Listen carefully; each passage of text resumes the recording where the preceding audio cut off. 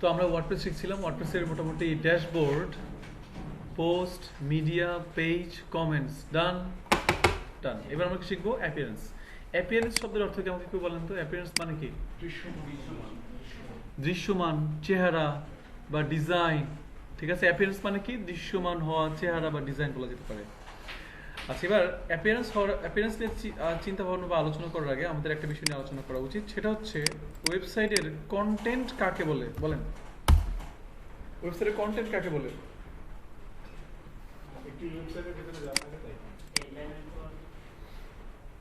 একটা ওয়েবসাইটের কন্টেন্ট বলতে কি বোঝায়?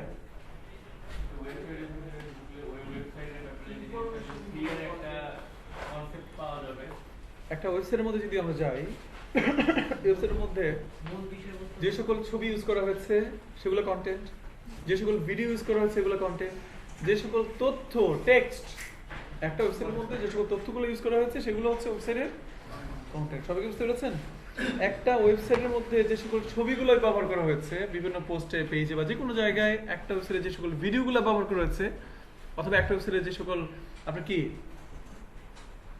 অডিও বলেন বা লেখা ইনফরমেশন তথ্যগুলো বলেন, যে সকল তথ্যগুলো ব্যবহার করা হয়েছে এই সকল তথ্যগুলোকে কি বলা হয়? ওয়েবসাইটের কন্টেন্ট বলা হয়। এগুলোকে বলা হচ্ছে ওয়েবসাইটের কন্টেন্ট। আর ওয়েবসাইটের কন্টেন্টগুলো যেভাবে শো করে, যেই সিস্টেমে বা যেই স্টাইলের মধ্যে শো করে, ওই জিনিসটাকে কি বলা হয়? ডিজাইন। যেমন এটা হচ্ছে কি, দেখেন এখানে ভালো করে, 2 বছরেই অনন্য উচ্চতায় রিচ চৌধুরী, সবাই দেখতে পাচ্ছেন? 2 বছরেই এই ছবি, এগুলো সব কন্টেন্ট। কিন্তু বর্তমানে কোন ডিজাইনের উপরে কন্টেন্ট শো করছে? এরকম একটা সাদা ডিজাইনের উপরে কন্টেন্টগুলো শো করছে। অর্থাৎ ডিজাইন মানে হচ্ছে লুকটা, চেহারাটা। একটা ওয়েবসাইটের ডিজাইন মানে কি? লুক, চেহারা। আর কন্টেন্ট মানে কি? সেই ওয়েবসাইটের মধ্যে যে সকল তথ্যগুলো ব্যবহার করা হয়েছে, একেবারে সকলে যে এগুলো কন্টেন্ট, ছবিগুলো কন্টেন্ট, সবকিছু হচ্ছে ওয়েবসাইটের কন্টেন্ট বলা যায়। সবাই কি বুঝতে পেরেছেন? এখন আমরা চলে আসছি ওয়েবসাইটের সবচেয়ে গুরুত্বপূর্ণ একটা, ওয়ার্ডপ্রেসের সবচেয়ে গুরুত্বপূর্ণ একটা পার্টে। সেই পার্টের কি নাম? অ্যাপিয়ারেন্স। ওয়েবসাইটের খুবই গুরুত্বপূর্ণ একটা পার্ট নিয়ে আমরা এখন আলোচনা করছি। পার্টের কি নাম? অ্যাপিয়ারেন্স। অ্যাপিয়ারেন্স মানে কি? চেহারা, ডিজাইন।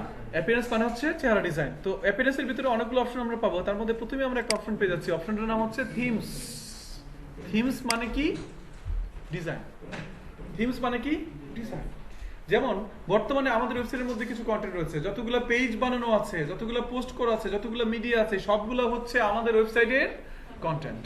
এখন এই ওয়েবসাইটের কন্টেন্টগুলো বর্তমানে কোন ডিজাইনের মাধ্যমে শো করছে? এই যে ডিজাইনের কি নাম? 2019। বুঝতে পারছেন? এটা একটা থিম।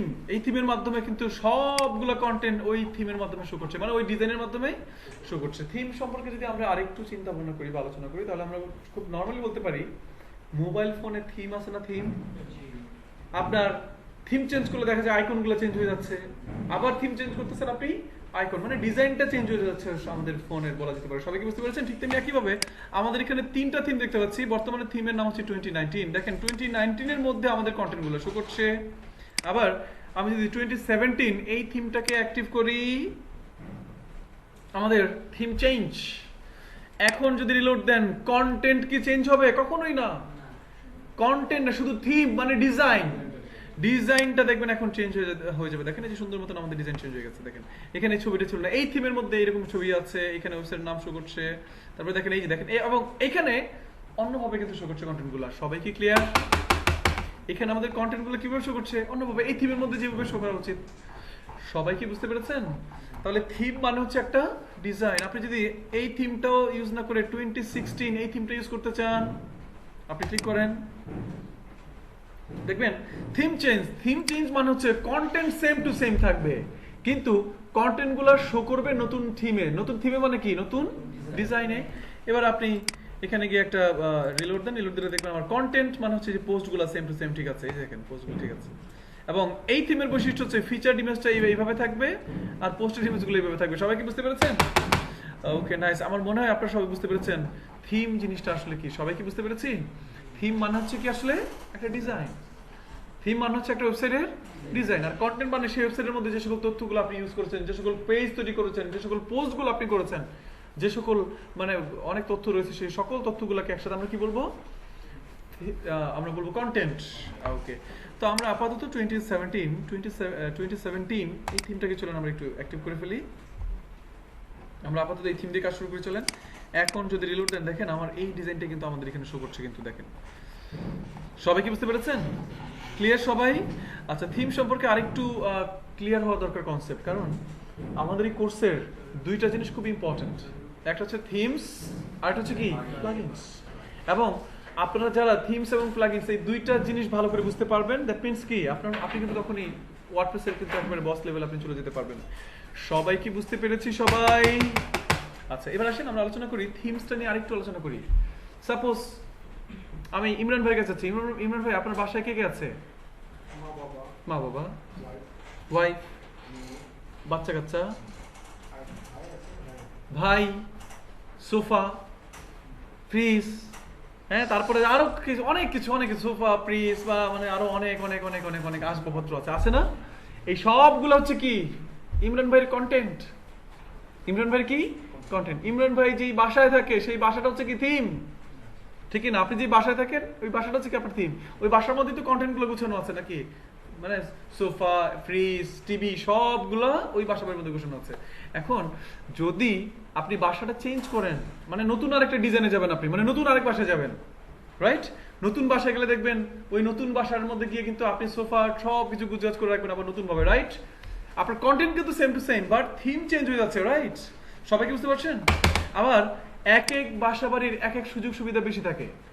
আপনি আগে যেই বাসায় ছিলেন এই বাসায় আপনার ধরেন বাথরুম ছিল একটা, এখন বাথরুম 3টা হইতে পারে না?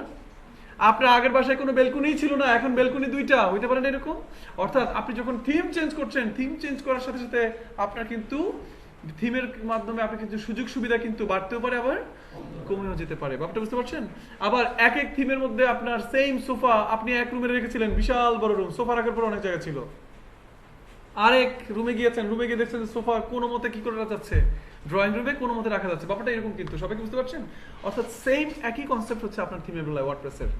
আপনার ওয়েবসাইটে যতগুলো পোস্ট রয়েছে, যতগুলো পেজ রয়েছে, যতগুলো আপনার কি বল ছবি রয়েছে, সবগুলো জিনিস হচ্ছে ওয়েবসাইটের কন্টেন্ট। থিম চেঞ্জ করলে কি হয়, কন্টেন্টগুলো ওই নতুন নতুন থিমের মধ্যে গিয়ে সুন্দরভাবে আমাদের সামনে কিন্তু চলে আসে বা শো করে। সবাই কি বুঝতে পেরেছেন? সবাই কি ক্লিয়ার? কারো কোনো প্রশ্ন আছে কিনা বলেন থিম নিয়ে? বুঝতে পারছেন আমাদের কিন্তু মেন কাজ কি নিয়ে? থিম নিয়ে আমাদের কাজ। সবাইকে বুঝতে পেরেছেন? তো এই ছিল মোটামুটি আমাদের থিম নিয়ে আলোচনা। আমার ধারণা আপনারা সবাই ওয়ার্ডপ্রেসের থিম কি এটা সবাই বুঝতে পেরেছেন। তো আমাদের ওয়ার্ডপ্রেসে বাই ডিফল্ট 3টা থিম থাকতে পারে। আপনি চাচ্ছেন যে না আমার 3টা থিম ভালো লাগছে না, আমি নতুন করে দেখি কোনো থিম পাওয়া যায় কিনা, আপনি ইনস্টল নাও ক্লিক করেন। অবশ্যই ইন্টারনেট কানেকশন থাকতে হবে আপনার এখানে। কি থাকতে হবে আপনার এখানে? ইন্টারনেট কানেকশন থাকতে হবে। দেখেন কত সুন্দর সুন্দর থিম চলে আসে, দেখেন কত থিম। ঠিক আছে, আরো অনেক থিম আছে। আপনি যেমন এই যে আপনি এখান থেকে পপুলার এইভাবে সিলেক্ট করতে পারবেন কিন্তু দেখেন অনেক অনেক থিম চলে আসছে আমাদের এখানে। সবাইকে দেখতে পাচ্ছি। ধরেন আমি এখন কোন একটা থিম ইনস্টল করব, ধরেন আমি এই থিমটা ইনস্টল করবো, যেটা এটা না, এই যে এটা হ্যালো এলিমেন্টর। আচ্ছা, এলিমেন্টর যেহেতু এটা এখন আর আমরা না, পরে এটা ইউজ করব। আমরা ধরেন এইটা ইনস্টল করব। কোনটা? এই থিমটা আমরা ইনস্টল করব। ধরেন যদি এই থিম ইনস্টল করি, আমরা ইনস্টলে ক্লিক করলাম। অবশ্যই আপনাদেরকে বলে দিই নেট কানেকশন থাকতে হবে কিন্তু আপনার ইন্টারনেট কানেকশন মাস্ট আপনার থাকতেই হবে।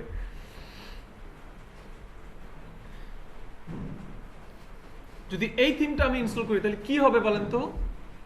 সেম টু সেম আমার এখানে যতগুলো পেজ ছিল সবগুলো পেজ থাকবে, কিন্তু পেজগুলো কিন্তু এখানে শো করছে না। বুঝতে পারছেন? কারণ আমাদের এই থিমে সেই সুবিধাটা নাই। বুঝতে পারছেন?